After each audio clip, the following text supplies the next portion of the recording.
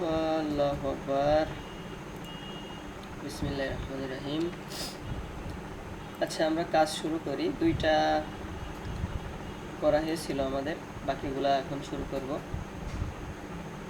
দুইটার পর থেকে বাকিগুলো নেব। আরেকটা বিষয়, এখানে রোবোফর্ম মেবি সেট আপ করা নাই, নতুন করে সেট আপ করতে হবে। দেখেন, আমি আপনাদের একটা কথা কিন্তু বলেছিলাম, একটু লক্ষ্য করেন। আমি বলেছিলাম যখন আপনি অনেকগুলো বাইরের কাজ করবেন তখন কিন্তু এরকম অনেক বড় লম্বা সিরিয়াল আপনার থাকবে, ঠিক আছে?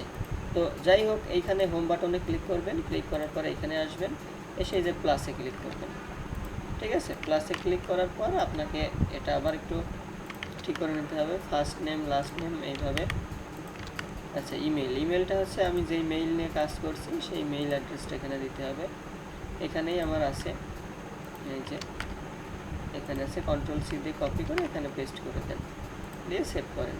আচ্ছা, ফার্স্ট নেম লাস্ট নেম শেষ, এবার অ্যাড্রেসে আসি আমরা।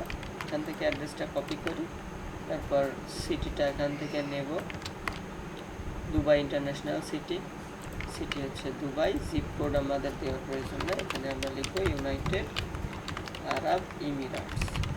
আচ্ছা, এবার সেভ। তারপর কি, বিজনেস, এই যে বিজনেসে আমরা ক্লিক করলাম, বিজনেসে কোম্পানি নেমটা দেব, ঠিক আছে? কোম্পানি নেমটা দেব, আর এখানে হচ্ছে ওয়েবসাইট লিঙ্কটা দেব। এই সেভ করে দিলাম, আমাদের কিন্তু সেভ করা হয়ে গেছে। আচ্ছা, এখন আমাদের হচ্ছে আর এখানের কাজ নাই। আমরা সাইটের জন্য প্রথমত এই যে সাইটেশন করতে হইলে, এই যে দেখেন এটা হচ্ছে পূর্বের কাজ, এখানে পূর্বের ইনফরমেশন অ্যাড আছে, তাই না?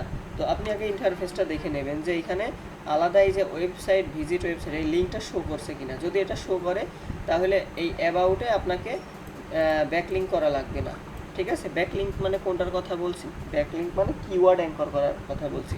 এটা আপনার করার প্রয়োজন নাই, ঠিক আছে? করতে গেলে এখানে আবার একটু টাইম ওয়েস্ট হবে। এর থেকে এখানে যদি শো করে, মানে ওয়েবসাইটটা শো করে, তাহলে আপনি এখানেই রাখবেন। যদি সোশ্যাল প্ল্যাটফর্ম দেয় তাহলে এরকম সোশ্যাল অ্যাড করে দেবেন। আমরা কাজ শুরু করি। কাজগুলো ক্লিয়ার দেখলে আস্তে আস্তে সব বুঝে যাবেন।